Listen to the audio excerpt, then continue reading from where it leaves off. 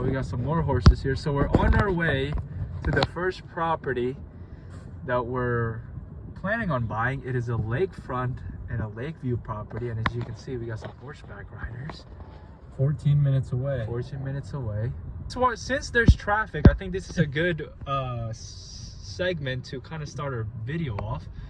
Do you want to explain to them how our plane ride was and the rental line?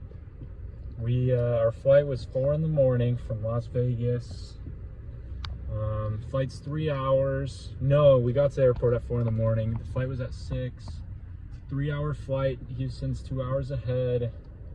So started at 6, landed at 11. Didn't leave the airport until 1 because the car rental line was like an hour long. Went to Home Depot to pick up our for sale signs. So we got 4 for sale signs, and we got, y'all can't see it, but we got like 11 sticks. In this trip, we're only gonna be here for how long? About 12 hours total. 12 hours total. That includes the landing. Which got delayed. Yeah. By like 30 minutes. We were just on the runway. So Yeah. that took up some time, and then the car rental place took like an extra hour because the line was super long. Yeah. So we actually have to be back in 5 hours. We haven't got to the property yet. Yeah, it's 3:21, and we have to be back at our flight is at what time? 10:20. 10:20. So we got to be back around 8:30. Yeah, so we're really pushing the time here.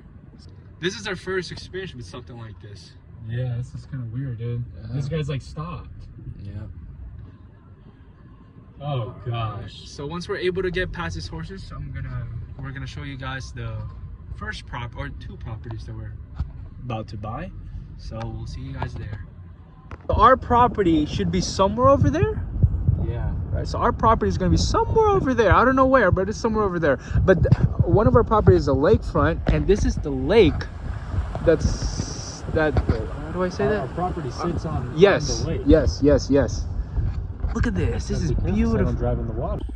All right, so we just visited the first property that we're purchasing. So it's actually 2 properties together. This one is the lakefront one, and this one is just the lake view. I mean, there's no view, but our plan for the property is to hopefully clear a little pathway in the middle. So if anyone's interested in buying it, you know, they have easy access to the lake right away. And this is the other property. This is the lake view one. Is it the same size? Lakefront is half an acre. Yeah, lakefront is half an acre, and then Lakeview is like 0.3, something like that. Yeah. And this is the other one. The property is super nice. It just looks, it's super wooded, so you really can't see much. But once we clear a little bit of this stuff, you know, this property is gonna sell for a lot. Because the thing is, with these 2 properties, we're gonna buy it for around $13,000. And just for the lakefront alone, we're looking to sell it for, what are we thinking, like 40 to 50? Maybe 60. Maybe just the lakefront? Oh, just the lakefront, probably 50. Yeah, 50 for just the lakefront, because we have a comp. Probably both 65. Yeah, because we have a comp for the lakefront, and one of the properties actually sold for $53,000 cash. 53. And that one's on market or 70. So if we do a little bit of improvements on the property, I don't see why we won't be able to sell it for that much. We'll get 70. Yeah. If we really did some improvements. I want to show you guys this. So this is our drone. It kind of broke, as you can see. I was flying it, and then this drone has a tendency to kind of fly by itself. So when I was flying it up there, it kind of started going backwards, and it caught on the tree and it fell, the highest tree. But that does not mean that it's broken, so we're gonna attempt to make this fly again. Good thing we have insurance on it. The camera fell out. We just put it back in. It was still blinking. Oh, did you hear that? What was that? Turned off. Oh, okay. So we're gonna try to fly this so we can get some drone shots, and we'll see how that goes. But yeah, this is the first property. It looks super nice. The lake looks beautiful. So yeah. All right, so I completely forgot to record the whole rest of the trip. You guys saw the first property that we went to, which was the lakefront and the lake view. But after that, we ended up going to how many properties? properties. We ended up going to 3 more properties. One We already weren't able to record, or I guess vlog that part because we're in a time crunch and we were trying to rush. But yeah, pretty much all we ended up doing at the next property that we went to was we put down our markers, our markers and the for sale sign. We ended up running out of flagging tape. So in this trip, we ended up running out of flagging tape, and I broke a drone. So that's cool. But I mean, lesson learned. Next time we go out, we need to buy a brand new piece of flagging tape. But the property was super nice. We met up with the neighbor. She was carrying a pistol behind her back, which was kind of scary, but she was cool. And then when they were leaving, they passed by us to say what's up. And then I looked in the car. The husband had a sniper rifle, so that kind of creeped me out a little bit too. But all in all, they were super nice, super chill, just asking us questions about the property. For that property, we're purchasing it for hasn't closed yet, but roughly 3,000, maybe 3,200, probably at the most. yeah, so 3,200 at the most, and we're looking to sell it for around Probably just because it's highway frontage, probably maybe 13 cash, 15 finance, 60 finance. yeah. We really have to test the market. It's 0.33 acres, I believe, so it is pretty big. We have done business with a lot of quarter acre properties, and they sell well in this area. About 10 cash, 12, 13 finance. So just because it's highway frontage is a little bit bigger, we might be able to get 15 cash out of it, to be honest. Yeah, so that's what, 5? So it'll probably be around the 4x after closing, and then once we pay half of closing to sell it. Yeah. Probably And be for the about most part, our 4x. target is around 3x, whether it's cash or financing. Definitely financing, but for bigger properties, I mean, we're happy with a 2x, but with the lakefront property, we got it for such a good price that we're confident that we're going to be able to 3x on that property, maybe even more, if we do decide to do the improvements that we are thinking of doing. But that's we're gonna have to decide on that because that's a very big decision, and that's gonna cost us some more money. So that's pretty much the second property, and then the third property we went to was about 10 minutes away. We ended up visiting a property that we already bought. We just visited it because the markers were kind of off, and we just wanted to see what it looked like again. I'm gonna pop some pictures of what that looked like, so you guys can kind of see what that property looked like. And that property it's pretty nice. It's somewhat cleared. It's pretty much move-in ready if anyone wants to put a mobile home down or an RV. Yeah. There's no utilities, but there's enough room on the property to really, I mean, just to get started right away. Yeah.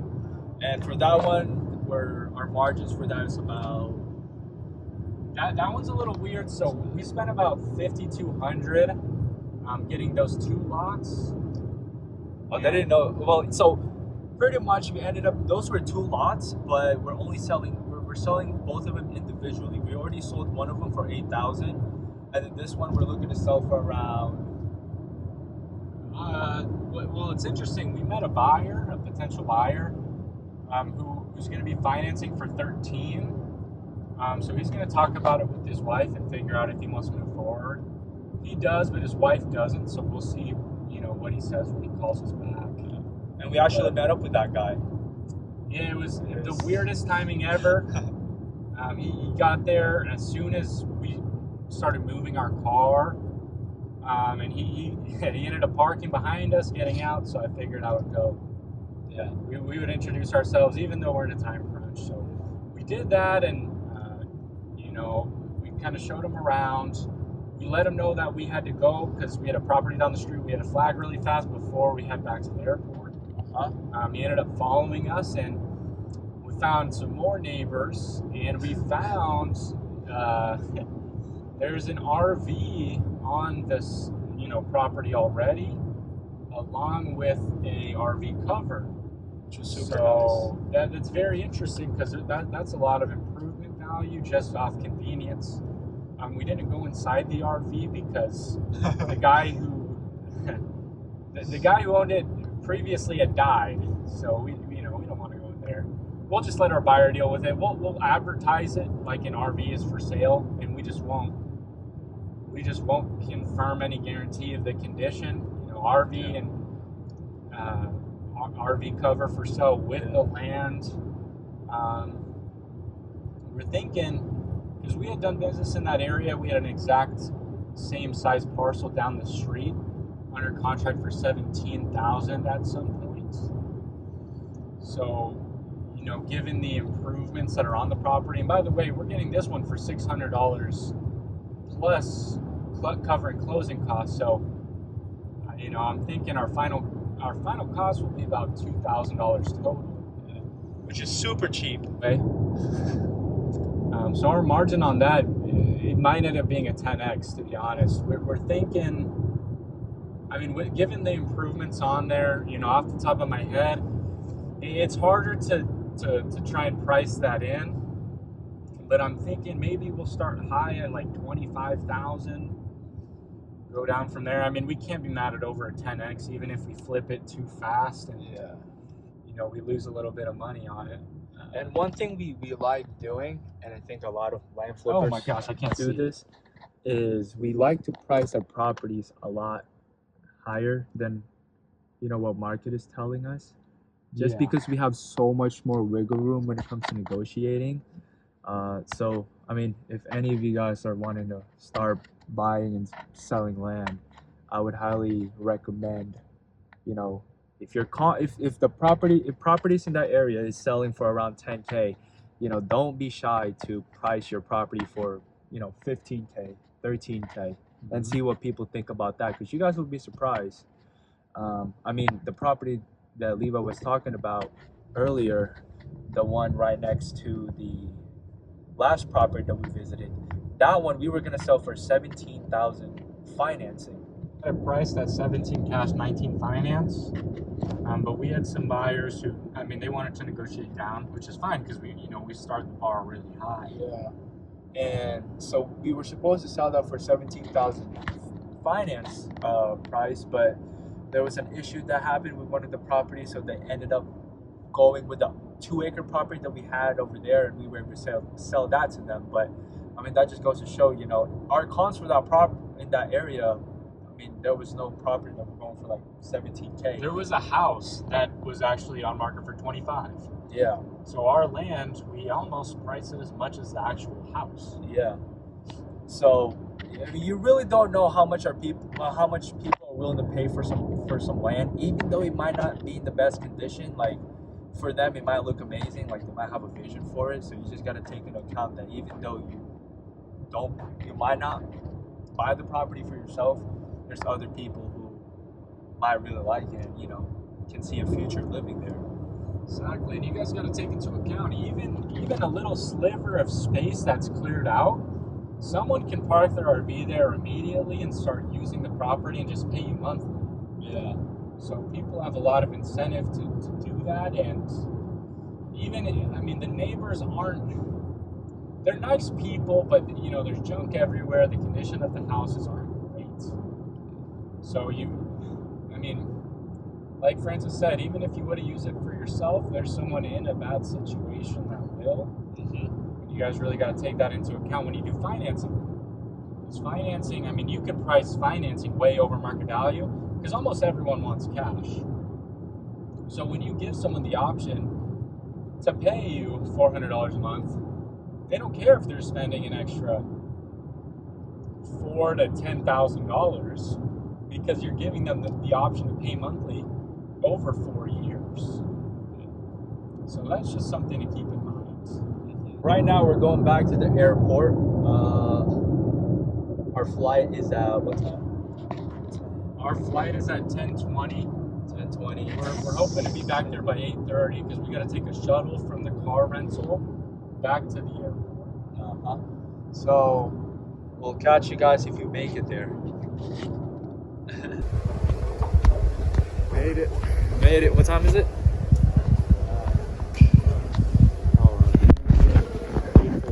8:48. So we made it just in time. Our flight is like around 10 something, and we just made it to the airport.